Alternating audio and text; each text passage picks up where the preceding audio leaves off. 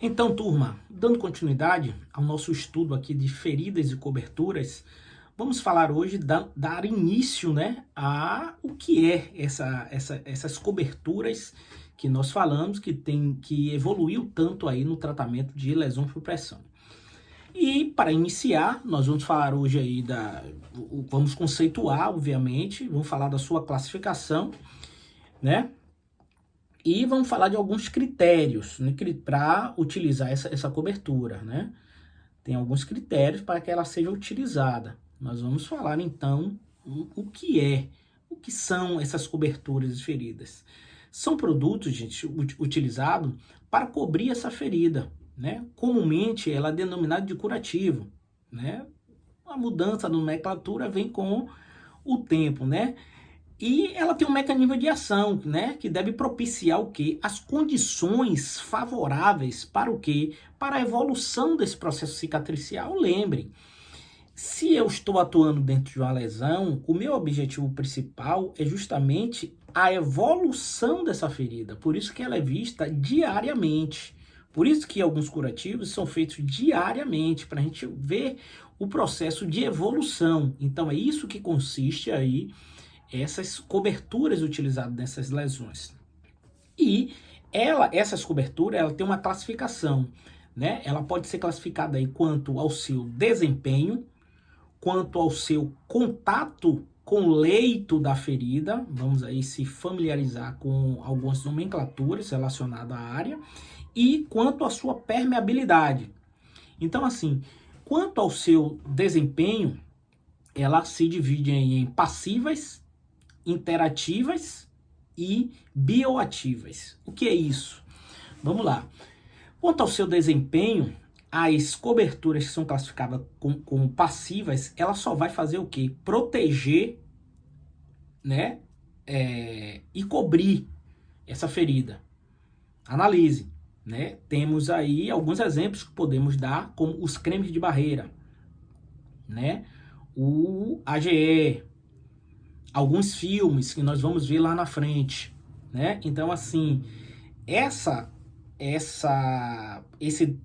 quanto ao desempenho, essa classificação passiva, ela só faz proteger, né, e cobrir a ferida, a lesão. As interativas ou hidroativa,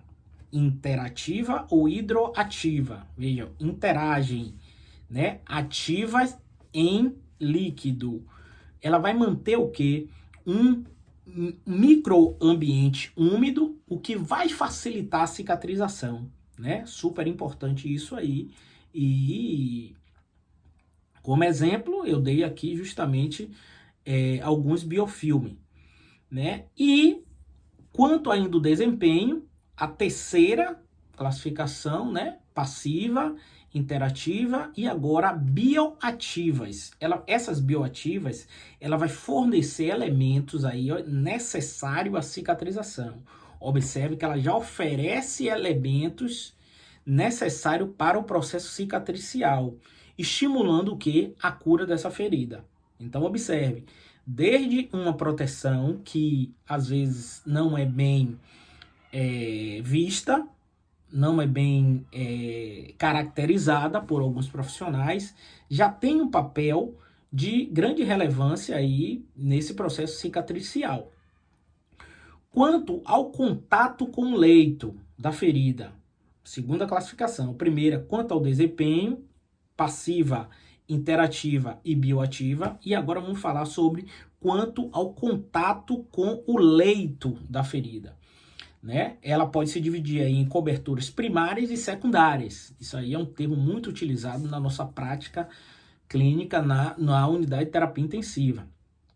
Então, cobertura primária é aquela que é colocada diretamente sobre a ferida, no leito da ferida. Chamamos de, por isso que a classificação dela é quanto ao contato ao leito da ferida. Então, esta daí está em contato direto sobre a lesão. E as coberturas secundárias, obviamente o nome já está dizendo secundariamente, ela vai ser sobre a cobertura primária. Então, que pode ser uma gaze, né? Pode ser aí um Zobec, uma gase algodoada, né?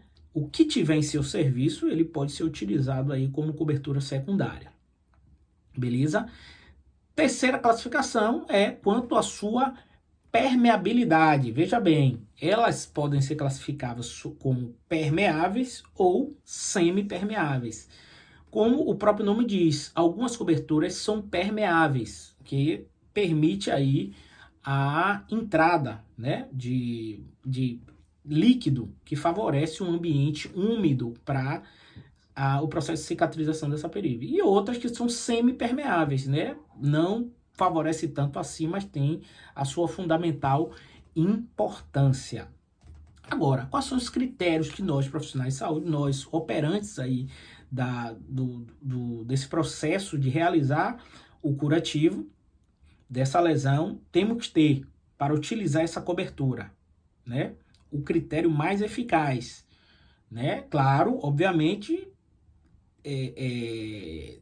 o que vai ter disposto aí no seu serviço, né? Primeiramente, um critério super importante, ela tem que ser impermeável à água, né? E a outros fluidos, como também a bactéria, né? Se nosso objetivo é a evolução, como eu disse no início, então essa cobertura precisa ser impermeável à água e a outros fluidos, né? Que possam ocorrer ali durante, por exemplo, um banho, que essa cobertura esse curativo seja feita de 2 em 2 dias. Então, no banho, essa cobertura precisa ser impermeável à água e outros micro-organismos.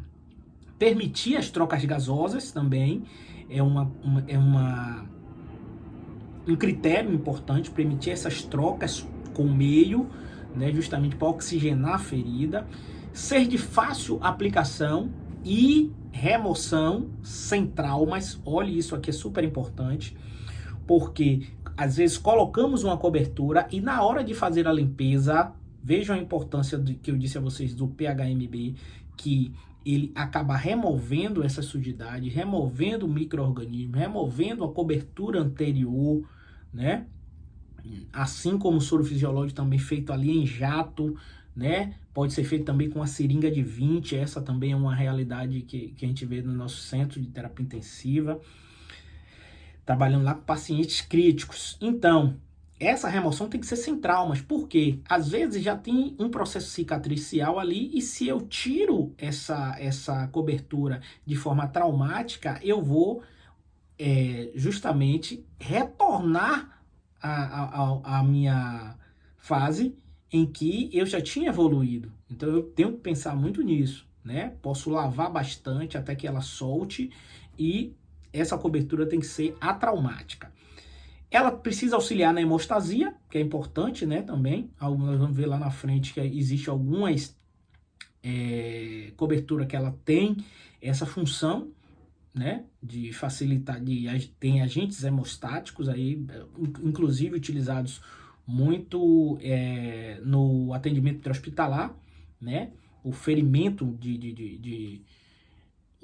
a cobertura, né, o preenchimento de feridas, né, com agentes hemostáticos, aí o Celox, né, que utilizados aí o Caulin, muito importante também, não né, nesse cenário, mas sim num cenário de pré-hospitalar, mas que faz muita essa interação e é importante.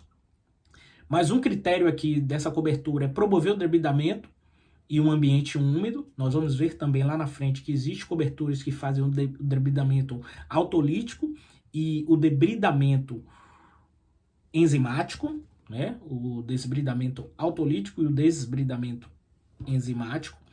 Absorver e remover excesso de exudato. Vejam que é importante a gente fazer aquela limpeza, né? Tratar as cavidades existentes da úlcera, é importante isso. Aliviar a dor também, super importante, aliviar a dor. E proteger a úlcera, né? Contra traumas mecânicos. Super importante fazer essa proteção da úlcera para trauma mecânico. Precisa fornecer aí o isolamento térmico, super importante, e proporcionar condições favoráveis às atividades, né, da vida diária desse paciente. Então, super importante também.